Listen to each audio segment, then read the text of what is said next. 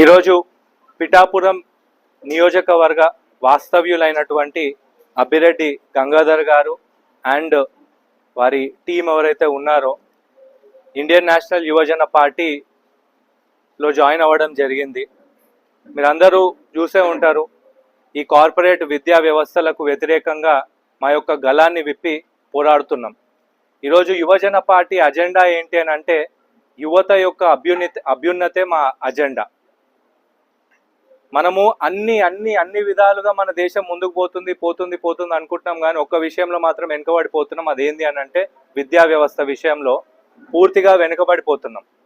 దీనికి కారణం ఏంటి అని అంటే మనం అన్నిటినీ పట్టించుకొని మన సొంత గూటిని మర్చిపోయిన పరిస్థితి ఏర్పడ్డది. ఈరోజు ప్రతి ఒక్కరి దగ్గర డిగ్రీ సర్టిఫికెట్లు ఉంటున్నాయి, కానీ ఆ డిగ్రీలకు తగ్గట్టుగా రావాల్సినటువంటి నాలెడ్జ్ అయితే మన పిల్లల దగ్గర ఉండట్లేదు. ఉద్యోగ అవకాశాలు లేవు అని చెప్పేసి చాలామంది బాధపడుతున్నారు. కానీ ఆ ఉద్యోగ అవకాశాలు లేకపోవడానికి ఒక కీలకమైనటువంటి కారణం ఏంటి అని అంటే మన విద్యా వ్యవస్థలో విద్య లేదు. కాబట్టి ఆ విద్య లేని సర్టిఫికెట్లు మన పిల్లలు సంపాదించుకొని బయటకు వచ్చి ఉద్యోగం సంపాదిద్దామంటే స్కిల్స్ లేవు బాబు నీకు, కాబట్టి ఉద్యోగం రావడం కష్టం అని చెప్పేసి వెనకడిగేయాల్సినటువంటి పరిస్థితి ఏర్పడుతుంది. ఈరోజు ప్రతి ఒక్క యువకుడికి పిలుపునిస్తున్నాం. మీరు మీ గ్రామాలలో అక్కడ ఉన్నటువంటి స్కూల్లో అయి ఉండొచ్చు, హాస్పిటల్లో అయి ఉండొచ్చు, చిన్న సమస్యలు అయి ఉండొచ్చు, వాటన్నిటి గురించి ఒక అడుగు ముందుకేసి వాటిని ప్రాపర్ ఛానల్స్లో అప్రాప్రియేట్గా రిప్రజెంట్ చేయడము మొదలు పెట్టండి.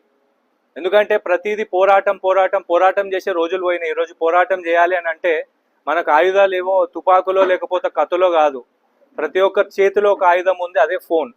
ఆ సమస్యలు తీసి మీరు ట్విట్టర్ వేదికగా పెట్టడము, లేకపోతే అక్కడ ఉన్నటువంటి లోకల్ అథారిటీస్, కలెక్టర్ అయి ఉండొచ్చు, లేకపోతే ఎంఆర్ఓ అయి ఉండొచ్చు, లేకపోతే డిస్ట్రిక్ట్ ఎడ్యుకేషన్ ఆఫీసర్ అయి ఉండొచ్చు, వీళ్ళందరినీ ప్రశ్నిస్తే ఖచ్చితంగా మన సమస్యలకు పరిష్కారం అనేది దొరుకుతుంది.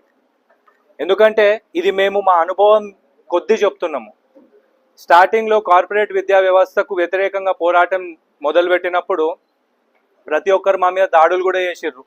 అది అందరూ చూసి ఏ రకమైన దాడులు చేసిర్రు. ఈరోజు చాలా గర్వంగా చెప్తున్నాం, మా ఈ పోరాటం యొక్క ఫలితం ఏమైంది అని అంటే ప్రతి ఒక్క విద్యార్థి తల్లిదండ్రి పోయి ఆ స్కూల్లో అయి ఉండొచ్చు, కాలేజ్లో అయి ఉండొచ్చు, ఎక్కడనైతే దోపిడీ జరుగుతుందో వాళ్ళందరినీ గల్లా పట్టుకొని మాకు అన్యాయం జరుగుతుంది, మా పిల్లలకు అన్యాయం జరుగుతుంది అని చెప్పి ప్రశ్నించడం మొదలుపెట్టారు. ఆ అడుగు ఆ రోజు వేసినాము. అది ఈరోజు చాలా చాలా చాలా అద్భుతమైన ఫలితాలను ఇవ్వడం మొదలుపెట్టింది.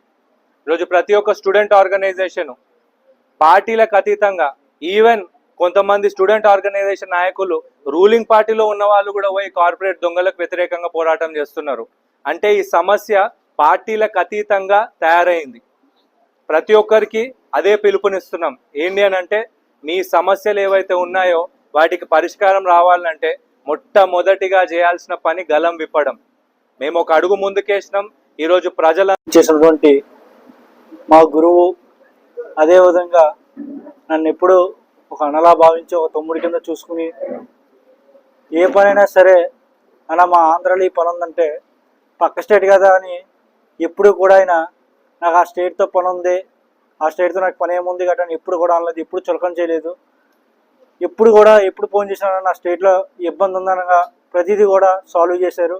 ఇక ఒక 6 మంది స్టూడెంట్స్ని అయితే సాల్వ్ అయితే చేశారు. అంటే ఫీజుల గురించి ఆ స్టూడెంట్స్ అయితే నాకు మెసేజ్ చేయడం జరిగింది. అన్న ఇలాగా కాకినాడలో కొన్ని కాలేజీలు ఉన్నాయన్న, ప్రైవేట్ కాలేజీలు, అది మీరు సాల్వ్ చేయాలంటే ఆయన అవుట్ ఆఫ్ సిలబస్. అంటే ఇప్పుడు ఏంటంటే మనకున్న సిలబస్ చదువుతాం, పక్క సిలబస్ అయితే పట్టించుకోం. అదేవిధంగా ఆయన ఉన్న స్టేట్ చూసుకుని మన స్టేట్ అయితే వదిలిచ్చు, కానీ ఎప్పుడు కూడా వదలకుండా ప్రతి ఒక్క స్టూడెంట్ ఇబ్బంది కూడా ఆయన చూశాడు. ప్రతి ఒక్క స్టూడెంట్స్ కష్టాన్ని తన కష్టంగా భావించి ప్రతి ఒక్కరిది కూడా ప్రాబ్లమ్స్ అయితే సాల్వ్ చేశారు. అదే కాకుండా గురువులు యొక్క టీచర్స్ అయితే ఏవైతే ఉన్నారో, ప్రైవేట్ యాజమాన్యం టీచర్స్ అయితే ఏమన్నారో వాళ్ళు కూడా అలా సరిగా మాకు శాలరీస్ పడడం లేదు, అదేవిధంగా మమ్మల్ని కుక్కల కంటే హీనంగా చూస్తున్నారు ఈ యొక్క కాలేజ్ యాజమాన్యం. రీసెంట్గా చూసినట్లయితే ఇక క్యాంపెయినింగ్ ఏదైతే ఉందో ఇంటింటికి ఎండాకాలం కూడా ప్రతిదీ కూడా ఇంటింటికి తిప్పించేస్తున్నారన్న శాలరీలు కూడా వేయడం లేదని బోల్డ్ అయితే ప్రాబ్లమ్స్ అయితే మా దగ్గరికి అయితే వచ్చాయి. అప్పుడు కూడా అన్నతో చెప్తే అన్న ఏమన్నా చాలా బాధపడ్డారు. ఎందుకంటే ఒక స్టూడెంట్స్ని ఇబ్బంది పెడుతున్నారంటే ఒక అర్థం ఉంది. అదేవిధంగా ఒక గురువుల్ని ఇబ్బంది పెడుతున్నారంటే అంత దారుణం దేనికి కూడా ఉండదు. ఎందుకంటే మనం తెలుగు స్టేట్లో బాగా భావించేది ఎక్కువ గురువు దైవంగా భావించేది ఏంటంటే ఒకటి రైతు, అదేవిధంగా ఇంకోటి గురువు. అలాంటి వాళ్ళకి సరైన యొక్క మంచిగా బతికి రోజులు లేవు.